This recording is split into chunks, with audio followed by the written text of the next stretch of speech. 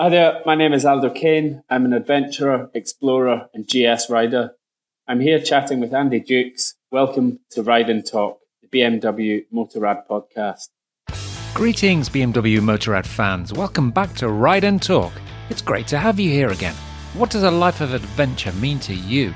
For former Royal Marine Commando, climber, diver, extreme environment expert, and BMW Motorrad UK ambassador Aldo Kane, adventure is his middle name. The former elite sniper has operated and filmed in over 100 countries, been held at gunpoint by narcos, charged by a black Rhino while training anti-poaching teams, abseiled into active volcanoes, and all the way down Venezuela's Angel Falls. He's even rowed right across the Atlantic Ocean. Whenever he's not leading extreme expeditions into the jungle, desert or mountains, working with film crews or going undercover in seriously hostile environments for hard-hitting documentaries, the 42-year-old likes to ride BMW bikes. Like the rest of us, he was locked down earlier this year, so it was easier than usual to track him down for a chat. The audio's not the best, I'm afraid, but the inspiration level's off the scale. Enjoy. Aldo, welcome to Ride and Talk. It's a privilege to have you on the show. Thanks, Andy. Thanks for having me along. So, you've had a very, very interesting life, but how would you define adventure these days? Adventure to me really is I'm privileged because I do it as part of my job. Adventure, I guess, is something that I class as a tripper that has a sort of unknown quantity to it. So its end state is unknown. Like, for example, I rode across the Atlantic a couple of years ago. That to me was an adventure because we didn't know whether we were going to get from one side to the other. So I guess the unknown part of it is quite big for me. But, adventure really is anything that involves getting outside and getting my hands dirty, whether that's on a bike, whether it's mountain biking, climbing, running, but generally being outside. Outside, that's the key word, isn't it? And of course, you've had a lot of adventure throughout your life, right across the globe. And you are someone who strikes me as always being on the move. So, as you mentioned, outside, how tough has it been to be forced to stay in one place, at home basically, for such a long time during this lockdown? Lockdown to me hasn't been too bad. I spend quite a lot of my time away around the world on adventures and trips. And it's not unusual for me to come back from a trip and have 5, 6, 7 weeks of doing nothing. And that's generally the time I use to catch up on emails, get out on my bike, get out running, training, and find some sort of routine. So this lockdown period for me really has been it's been quite a good time for getting things done. And it's only been in the last sort of couple of weeks that I've actually started thinking, right, what do we do now? When are we going to get out? Yeah, probably the same for everybody, I should imagine. Now, of course, you joined the Royal Marines at just 16 years old, and it's one of the hardest and longest infantry training regimes in the world. Did you go looking for adventure right from a young age? I guess I did. I joined the Marines at 16, but I sort of already knew for 2 or 3 years before that I was going to join up.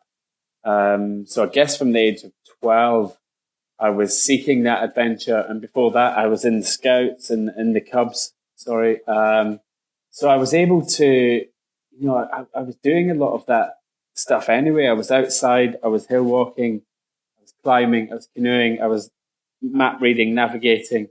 And so really it was kind of like the next step on from the Scouts was to join the Marines. And that kind of, actually, it was from the Scouts really that it cemented my love of the outdoors, my love of adventure and just generally being outside and working.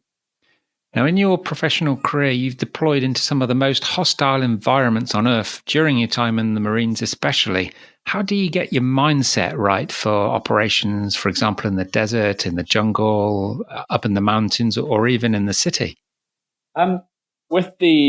With the Marines, you're trained, you're a commando soldier, and you're trained in all of these environments. So you're trained with the physical aspects of being in Norway, in the Arctic, in Brunei, for example, in Malaysia and Borneo in the jungle. So they teach you the physical parts of how to operate, how to fight in these climates.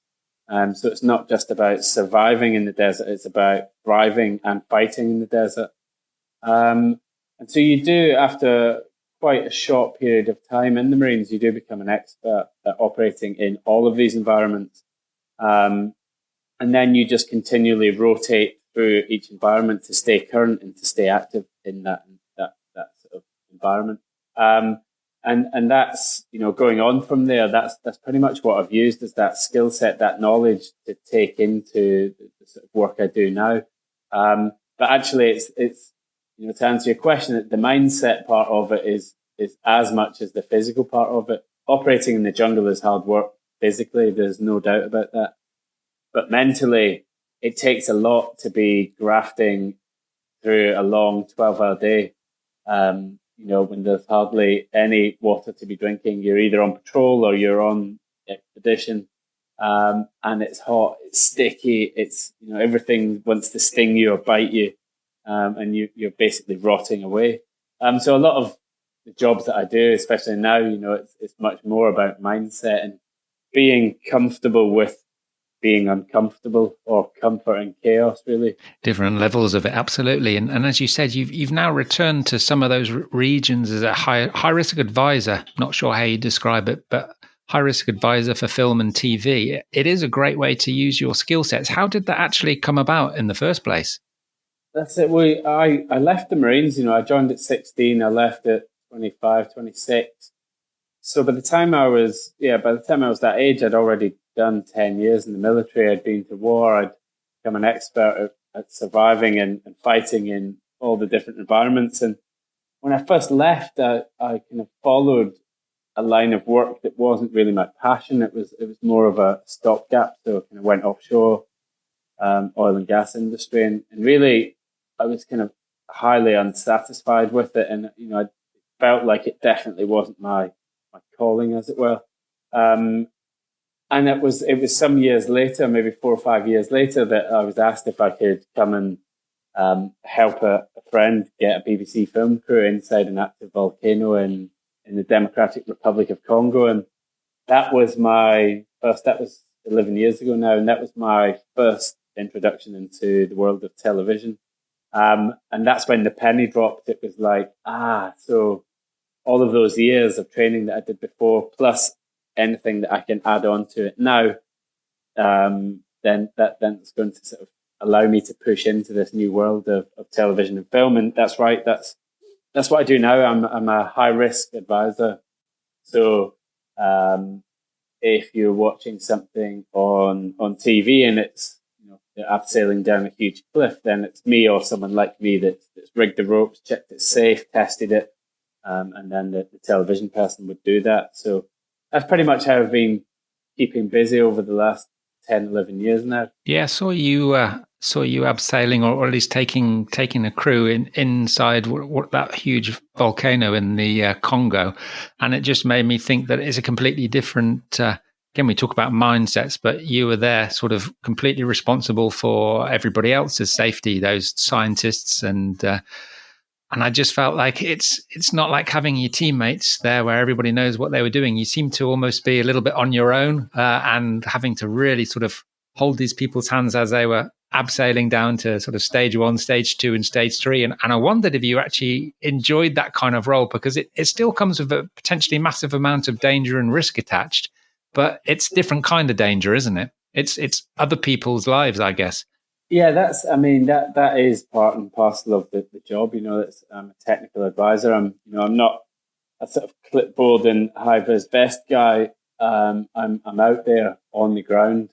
Whether it's dealing with narcos and people down in South America, drug runners and smugglers down in South America, whether it's wild animals, whether it's smuggling rings, or whether it's into, like you say, into active volcanoes.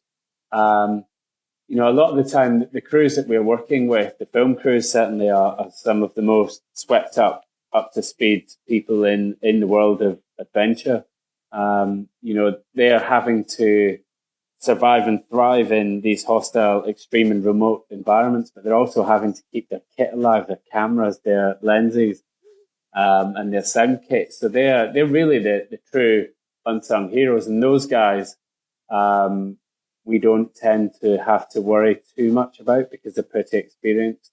On the other hand, we work a lot with scientists and they're much more lone wolf, used to working on their own, and they'll head off and do their own thing. So it's part of the challenge that I like about the job. You know, I work with so many different, very highly skilled people, from scientists to film crews to subject matter experts, and that's why I love it so much. You know, I'm learning. Yes, I'm responsible for everyone's safety, but you know, we're privileged to be doing it in some of the most extreme, wonderful, beautiful places on the planet. Where would you say, for example, the top 3 most awe-inspiring places that you filmed then? Wow, that is a good question. In the last couple of years, I would say Nyiragongo volcano has to be up there. That's a big one that we filmed in the Congo. That's definitely up there. We also did an expedition in Suriname in South America, which is just beautiful, uncharted wilderness of primary rainforest, part of the Amazon.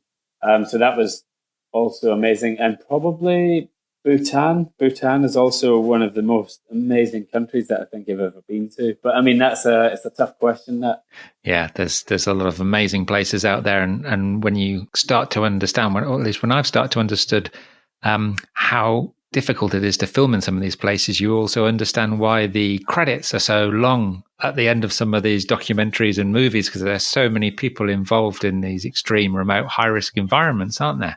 Yeah, I mean, a crew, it depends on what level of filming you're doing. Recently, I did a series of world first expeditions with Steve Backshaw, and that crew is very small. It's Steve and I plus a camera, a sound, a producer, director, and a local fixer. That's really it.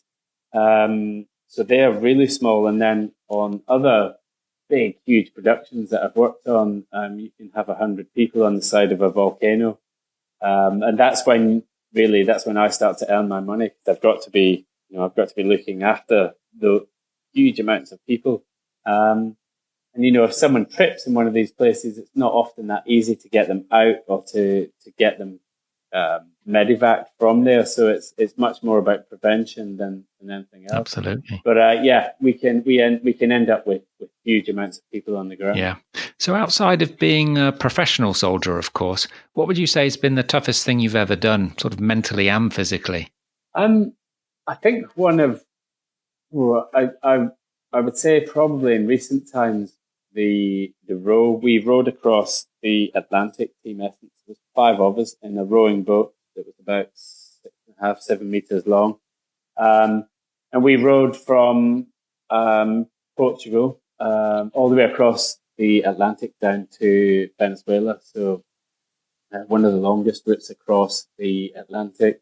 And we rowed into the Guinness Book of Records. We're the first team ever to row from mainland Europe to mainland South America.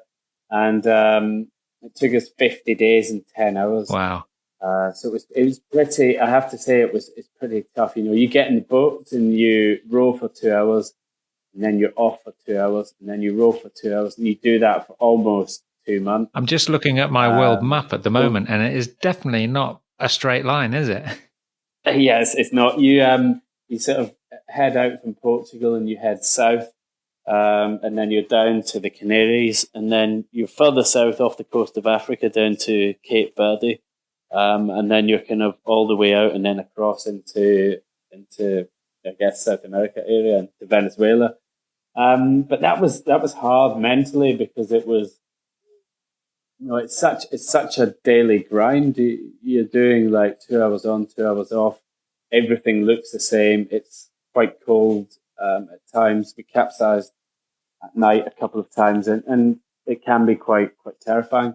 And you know, it was just one of those things. I mean, in the truest sense of the word, it was an adventure, because we didn't have any idea what the outcome would be. We didn't know whether we'd get to the other side or not, or if we'd end up being rescued or capsized or killed or lost at sea. So yeah, going back to the very first question, that's probably the distilled answer of what adventure is. Yeah. How on earth did you get anyone to agree to do that with you? I mean, how did you dream up the idea of that trip then? In the pub, where all good ideas start. We were planning on 5 mates, and we wanted to do something that was hardcore, hard work, test us, and also that we could raise money. We ended up raising quite a lot of money for the NSPCC. I think it was over a couple of $100,000 actually. So we did raise quite a lot of money for the hardship, which is actually what it was all about, really. Brilliant. Yeah, that's National Society for the Prevention of Cruelty to Children for our international listeners. I also read somewhere you were shut in a nuclear bunker for about 10 days as part of a science experiment. That must have been hard mentally.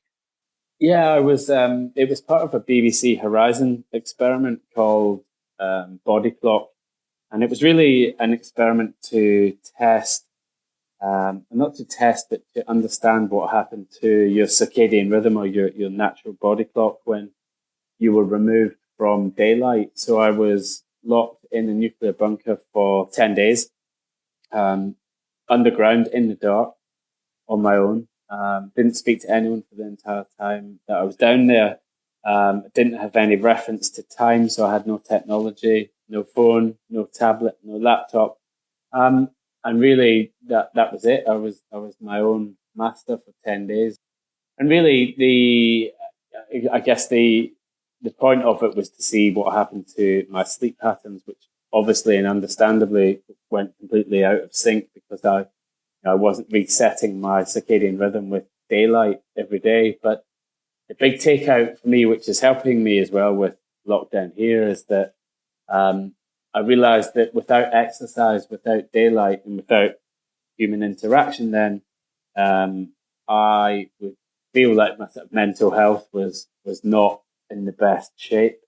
And having done that experiment, it just makes me appreciate, again, being outdoors, being on adventures, traveling, and even just in the UK. That experiment was in the UK, and you've never seen so many green trees or fields. When you've been in a dark hole for 10 days and you come out, it's just like you can see the matrix of the wildlife and the trees. It's amazing. I totally get that. Even if you've been traveling in certain parts of the world and you come back to somewhere like Europe, the vividness of the green when everywhere else has been brown for such a long time, it's the contrast, isn't it? It's just appreciating the small things in life, the natural things in life. Exactly. Yeah, exactly. But of course, you've been in plenty of dangerous situations, held at gunpoint, charged by rhinos, as you said, abseiling into active volcanoes. But what would you say you fear the most? Would it be people, animals, or nature? Yeah, it's a good one. The most dodgy situations that we've had really are when we're dealing with people. When we were filming Narcos Inside the Real Drug Lords with Jason Fox, we had quite a few scrapes there, understandably. We filmed 3 months on and off in Peru, Colombia, and Mexico. And yeah, I would definitely say when you're dealing with narcos and drug traffickers, that's, who are all carrying weapons and all a bit on edge, then that is a pretty dangerous situation to be in, or a dangerous combination. Wild animals, I've had a couple of run-ins, but we've been in their territory, and it's I'm usually always with an expert that understands and knows that animal, so it's never actually that bad. So I would definitely say the worst is when you have to deal with people. Yeah. Well, put people and wild animals together, and the combinations could be quite shocking too. I think everyone's been been watching and talking about that Tiger King program on Netflix. But you've recently been filming undercover, haven't you? Tracking down tiger farmers in Asia. Was that a bit of an eye opener? Yeah, that was a huge issue. We wanted to make a hard hitting documentary film about conservation and about wildlife trafficking, and once we started looking into the situation with tigers, it just became apparent that we don't have time to be not telling this story. And effectively, in Southeast Asia, in Thailand, Laos, Vietnam, and China, they farm tigers, and they then kill them and they turn them into either glue or wine. And they're to the tune of about 8,000 tigers. Now there are only 4,000 tigers in the wild. So the more demand for tiger products due to these farmed tigers, then the more wild tigers are being persecuted and made extinct, basically, and poached. So the whole basis of the film was, and the guys that we worked with, the undercover detectives that we were working with in the countries, was to find out who is farming them. It's illegal to farm them also, and why is that being allowed? And so it was hugely eye opening and fairly dangerous as well. There's no backup. I'm working with a director and a producer on the ground, and that's it. Now, of all the places that you've seen and you visited, what would you say is your favourite country? I mean, is there anywhere else that you could put down roots?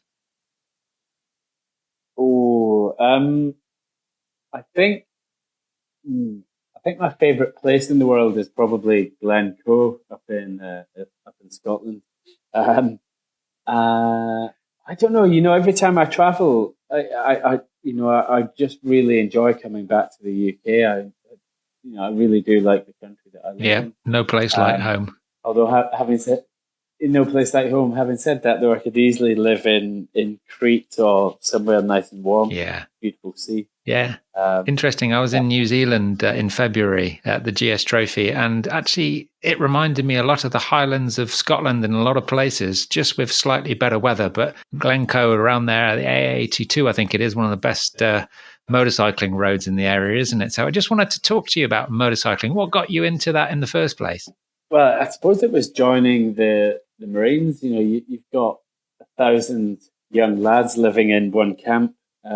And they're all between the ages of 17, 18 up to 30 odd. So it's inevitable that you get your first introduction into motorbikes fairly young. And so that was probably it. I still remember the first ride of being on the back of someone's motorbike going quite fast up the road from Taunton back up to Scotland on one leaf. But that's kind of what got me into biking. Obviously did my test not long after that. And then the first time actually that I got sort of an introduction into it being an adventure tool, as I call it, other than just being a mode of transport, was I was in South America leading an expedition in 2004, I think it was, down in Bolivia. And I had a load of young people with me from the UK. We're doing a 5-6 week expedition down there. And I met this guy who was traveling up through South America, and he was on a GS. And so that was the first time I had seen one, and it was all decked out with all of his panniers and his luggage and his bags, and it looked battered and bruised. And he had such an amazing trip. We sat and had a chat overnight over a fire, and then the next day he took me out on the back of it across the salt pans in down in Salar de Uyuni, down near where Butch Cassidy and Sundance Kid got shot out. And amazing place to take pictures. We went across. Oh, gorgeous! And we, I spent a couple of hours on the back of his bike, and I just thought, this is unbelievable. This is perfect. So you can travel, adventure, and you can be on a motorbike. It just it was the perfect solution. It was a light bulb moment. It literally was a light bulb moment, and from then on, it was like, God, one day I need to have a GS. And you've been riding an F850 GS Adventure recently. That's one hell of a versatile bike, isn't it? It's brilliant. I did just last year. I sort of felt like I was getting a bit lazy, so I decided to do the Three Peaks race not race, but Three Peaks. So the highest peak in Scotland and Wales and England, or England and Wales. So it's Ben Nevis, Scafell Pike, and then down to Snowdon. And usually you do that in 24 hours. And so I did that on the GS actually. And so, yeah, it was just like, I just thought like it's the perfect combination of, I love exercising, training, putting myself through the ringer, and also love riding. So, and I'd never done the Three Peaks before. It didn't really appeal to me doing it in a van or sort of, that way. So I thought this is probably the perfect way to see it and to ride some of my favorite roads in the UK. A few of my friends have done it, and they've taken the option of doing it in the van. So you normally have a driver with you, so you do the up and down the mountains as soon as you can, and then you get your head down in the van and have a sleep for all of the driving, because the driving is pretty grueling, isn't it? And there's a lot of it. Yeah, it was like, I thought it would have been sort of the rest part of it, but the riding between Ben Nevis and Scafell Pike, and then the riding between Scafell Pike and Snowdon was actually the hardest part of doing the Three Peaks. And the point was to do it in less than 24 hours. So I found it, the running part of it was all right, but being on the bike and it was hard. But I mean, that's kind of what I do for my job. It's what I do in my life, is that, I'm pushing myself to extremes all the time. And that was, it was just a great example of having a proper good adventure in the UK, using the bike, using my skills, using navigation, getting some fitness in as well. And actually, like, talking about it now, it's kind of making me, I want to get back out. I can't wait for lockdown to end and then get back out and get back traveling around the UK. Actually, I spend so much of my time out of the UK that I'm quite looking forward to a time when, I'm not going to be allowed to travel out of the UK and, back to exploring. Yeah. Back to exploring the UK. Yeah, there's a lot of people in that boat, I can tell you. Of course, that GSA, it's a great on-road bike, as you discovered, sort of doing the Three Peaks, but it's also got superb off-road qualities too. I heard that you competed in a GS Trophy qualifier last year. Is that right? I did. I was not very good at it. Actually, I'm supposed to be on the off-road skills part 1 this weekend coming up. But gutted, obviously, that's not happening now. So I'm going to have to wait. But yeah, I didn't do very well at all at that. It's number 1 on my list, is to get better at the off-road riding part of it, because then that truly does open up adventure, all across the world, really. I also went down to Bavaria last year, down to BMW Motorrad days, and just riding down through the Alps on that thing. It was amazing. But I kind of also wanted to do quite a lot more off road.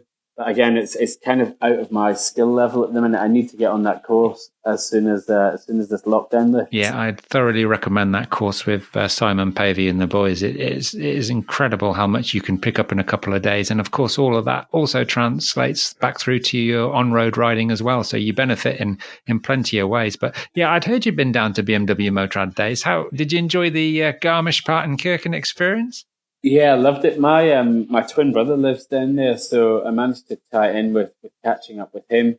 Yeah, it was amazing. I'd never been to it before, but to see all the different events that were going on down there, and the amount of bikes, I was just absolutely blown away with the amount of bikes. But ultimately, I was the worst rider in the group of us that went down, so I was continually learning, which is what I love.